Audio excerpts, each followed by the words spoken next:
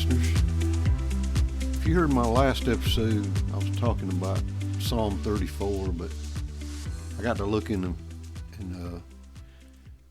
Psalm 34. It was in like verse 11 and through 14. It was talking about wisdom, but I got to looking at wisdom, and I don't know. I found this chapter in Job that I didn't really know about. It was chapter 28, and Job had given this speech, and we think it might be Job speaking in this chapter 28 on wisdom. We're really not sure.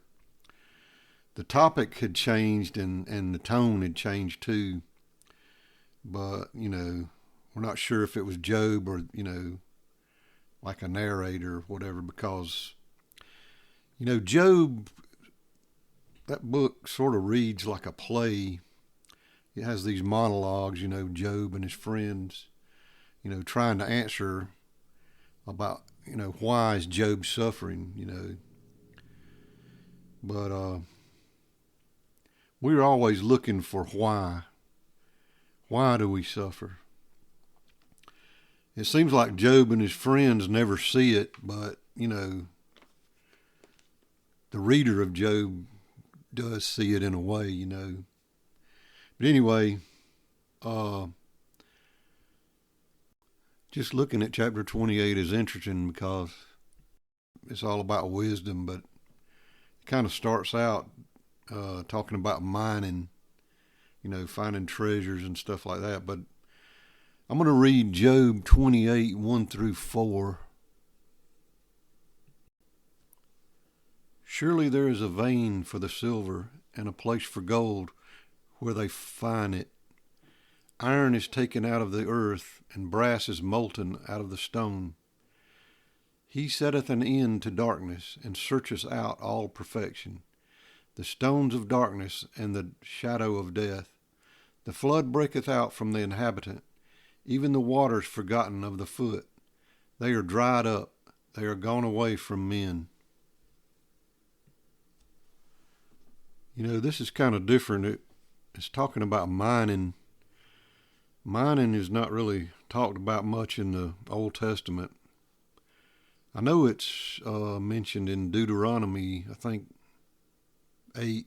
Deuteronomy 8, 9, somewhere. I know that. We know mining went on because of the metals and gems that they had mentioned, but here, I think it's talking about, what he's trying to say is what lengths men will go to when mining for metal, and gems and stuff like that. In verse 3, it says an end to the darkness. But they were going into the darkness with lamps, and that's kind of about, they're saying, what lengths will men go to, Okay, and I'm going to read verse 5 through 8. As for the earth, out of it cometh bread, and under it is turned up as it were fire. The stones of it are the place of sapphires, and it hath dust of gold. There is a path which no fowl knoweth, and which the vulture's eye hath not seen. The lion whelps have not trodden it, nor the fierce lion passed by it. Okay, here I think in verse 5, turned up as if were fire. Miners would burn fires for days to melt out these ores and stuff, When it says, a path which no fowl knoweth. Animals don't go to these lengths, to search for anything, and the lions, when it says the lions have not been down in the earth, passing by it, in verse 8. But, it's just saying that, animals don't go to these lengths to get things. But man, would go in there, all these lengths to do this. Okay, I'm going to read 9 through 12 real quick. He putteth forth his hand upon the rock. He overturneth the mountains by the roots. He cutteth out rivers among the rocks, and his eye seeth every precious thing. He bindeth the floods from overflowing, and the thing that is hid bringeth he forth to light. But where shall wisdom be found? And where is the place of understanding? When it says, putteth forth his hand upon the rock, I think he's saying, looking for these materials is difficult work. And in verse 10, he's saying he cutteth out rivers among rocks. Mining is hard work and is, he's really looking hard to find these things. When he says his eye seeth every precious thing, they're really looking hard. Then verse 11, there's, he brings these things into the light. And then verse 12, people go to these great lengths to find precious metals, but they don't know where to find wisdom. That's the point they're trying to get to. Okay, I'm going to read verses 13 through 19. Man knoweth not the price thereof, neither is it found in the land of the living. The depth said, it is not in me, and the sea saith, it is not with me. It cannot be gotten for gold, neither shall silver be weighed for the price thereof. It cannot be valued with the gold of Ophir, with the precious onyx or the sapphire. The gold and the crystal cannot equal it, and the exchange of it shall not be for jewels of fine gold. No mention shall be made of coral or of pearls, for the price of wisdom is above rubies. The topaz of Ethiopia shall not equal it, neither shall it be valued with pure gold. So, in verse 13 and 14, wisdom can't be found on the earth, in the earth, or in the sea. Then in, verse 15, wisdom cannot be bought. It is more valuable than all metals, or stones that people search for, so hard for. But all these gems, onyx, sapphires, topaz, were used. I know they were used in these back then, the breastplates and stuff that those priests had and that kind of thing. Okay, now I'm going to read verses 20 through 28. Whence then cometh wisdom, and where is the place of understanding? Seeing it is hid from the eyes of all living, and kept close from the fowls of the air. Destruction and death say, we have heard the fame thereof with our ears. God understandeth the way thereof, and he knoweth the place thereof. For he looketh to the ends of the earth, and seeth under the whole heaven, to make the weight for the winds, and he weighteth the waters by measure. When he made a decree for the rain, and a way for the lightning of the thunder, then did he see it and declare it. He prepared it, yea, and searched it out. And unto man he said, behold, the fear of the Lord, that is wisdom, and to depart from evil is understanding. Right there in verse 22, when it mentions destruction and death, I was looking at, the Hebrew word Avadan was used, that refers to the realm of the dead. But it says here that rumors of wisdom were heard among the dead. Yeah, that's pretty wild. Avadan is kind of like Abaddon, if you've ever heard that word, but that refers to the realm of death. In verse 23, uh, it is answered. God understands the way. He sees all and knows of its origin. And in verse 25 and really 26, it first says, make the weight of wind, and then mentions water. There was wisdom in creation, I think is basically what they're trying to say. But, verse 28, that's the last verse, and it's, summing up the things, and it's, it's saying that the fear of the Lord is is wisdom. And a person will develop a fear of God. And, departing from evil is understanding. There's a lot of similar statements, in the Old Testament. Ecclesiastes, and at the end of Proverbs, they talk about,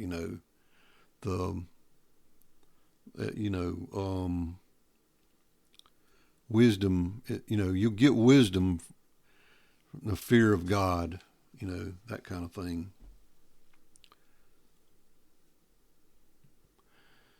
But I just wanted to say, the fear of God or the fear of the Lord is, you're in awe of his power, and you have this reverence for him. You're not, it's not like you're just scared to death, it's just this reverent fear. It's like or in awe of his power. I'm going to read Psalms 111, verse 10. The fear of the Lord is the beginning of wisdom. A good understanding have all they that do his commandments. His praise endureth forever. Here is, it's saying that the fear of Yahweh is the starting point to wisdom. And I'm gonna read some of these in Proverbs real quick. It's kind of the same, kind of message. Proverbs 1:7. The fear of the Lord is the beginning of knowledge, but fools despise wisdom and instruction. Proverbs 12:15. The way of a fool is right in his own eyes, but he that hearkeneth unto counsel is wise. So really, they're saying wise people, accept advice. Then Proverbs 15:2. The tongue of the wise useth knowledge aright, but the mouth of the fools poureth out foolishness. But a lot of these, verses, these scriptures, are saying, fear the Lord, do good, and reject evil, but this was a lot of the things that came out around, the time of King Solomon. And they were saying that, he was responsible for a lot of this, writing these, and we're not sure, but we think he did. I was going to talk about him a little bit. King Solomon, he was known for his wisdom, wealth, and I guess building the first temple in Jerusalem. Of course, later in his life, he kind of was disobedient, I guess, to God, and he had many wives, and they kind of led him away and stuff. But during his reign, he was really a wise king, really described as one of the wisest men, on earth. But I'm going to read 1 Kings 4:29 through 31. And God gave Solomon wisdom and understanding exceeding much, and largeness of heart, even as the sand that is on the seashore. And Solomon's wisdom excelled the wisdom of all the children of the east country, and all the wisdom of Egypt, for he was wiser than all men, than Ethan and Ezrahite and Haman and Chakal, and Darda, the sons of Mahal, and his fame was in all nations round about. During Solomon's reign, there was a lot of wisdom and knowledge, and things like that. And like I said, we think that he wrote, a good bit of Proverbs, Ecclesiastes, and probably the Songs of Solomon, and that kind of thing. There was other people involved. There was wise men and advisors and things. There was, Agur and King Lemuel and people like that was also involved in some of it. But we think, Solomon was really a big part of it. Okay, now I want to talk about, what Jesus had to say on some of the wisdom. I was looking at the Sermon on the Mount. I was going to read, we've all heard this, but Matthew 7, 24 through 29. Therefore, whosoever heareth these sayings of mine and doeth them, I will liken him unto a wise man, which built his house upon a rock. And the rain descended, and the floods came, and the winds blew, and beat upon the house, and it fell not, for it was founded upon a rock. And every one that heareth these sayings of mine, and doeth them not, shall be likened unto a foolish man, which built his house upon the sand. And the rain descended, and the floods came, and the winds blew, and beat upon the house, and it fell, and great was the fall of it. And it came to pass, when Jesus had ended these sayings, the people were astonished at his doctrine, for he taught them as one having authority, and not as the scribes. Okay, we know he was saying, that wise people hear his words and respond in obedience, and then the foolish, who disregard his words, they fail to act and they suffer destructive consequences, But you notice in verse 28 and 29 that the crowds recognize Jesus' authority. He wasn't teaching like the rabbis in that time, but he was speaking prophetically on God's behalf. We got to build on that solid foundation,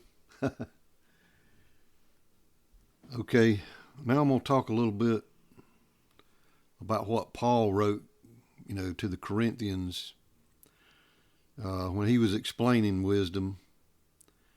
He had said that he was not trying to get people to come to Christ through persuasion, but he wanted to see the Spirit working among them. He wanted them to rely on God, not on human understanding or abilities. If they were able to understand God's wisdom, it would be through the Spirit, I'm going to read 1 Corinthians 2, 7 through 12.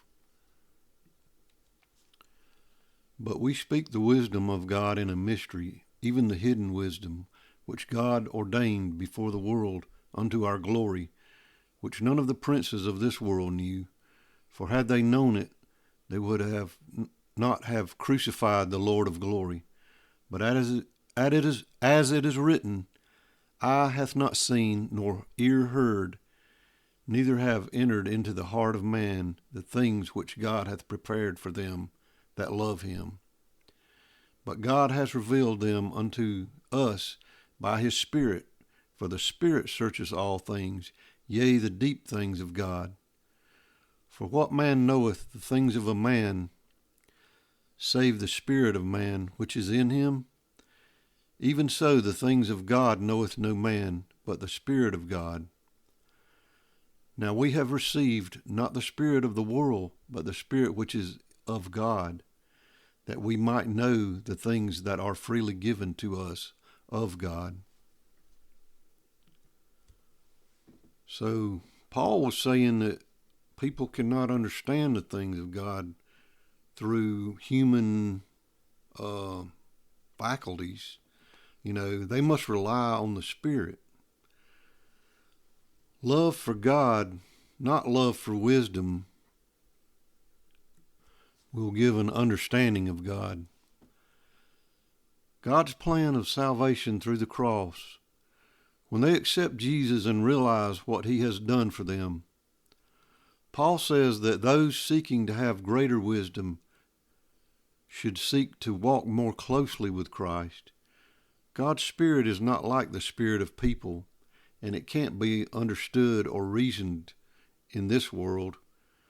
God's work is eternal, and the world is temporary. God's gracious gift of salvation, which believers can get through the Spirit. The gifts of the Spirit are given to believers to spread, this word. And that's sometimes through trials. So let me read James 1:5. If any of you lack wisdom, let him ask of God, that giveth to all men liberally, and upbraideth not, and it shall be given him.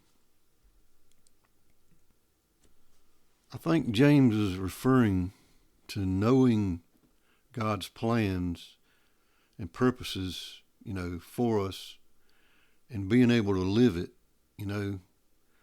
Wise people can figure out their trials, the nature and purpose of them, and how to overcome them. But, God gives us trials to make us wiser. And God gives regardless of a person's record. In Hebrew, the word chachma means to be wise. It can mean skill or being able to craft things, being clever. But people need to be open to instruction, wise people, or even rebuked. This can make them wiser. A wise person listens to advice. Being humble and speaking wisely are attributes of being wise.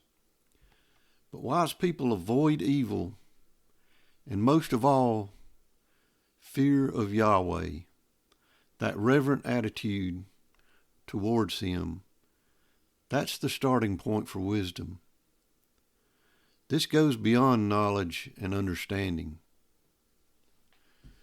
Okay, guys, I just wanted to talk about wisdom today, and I hope it helps somebody somewhere, but I felt like it needed to be something that we talked about.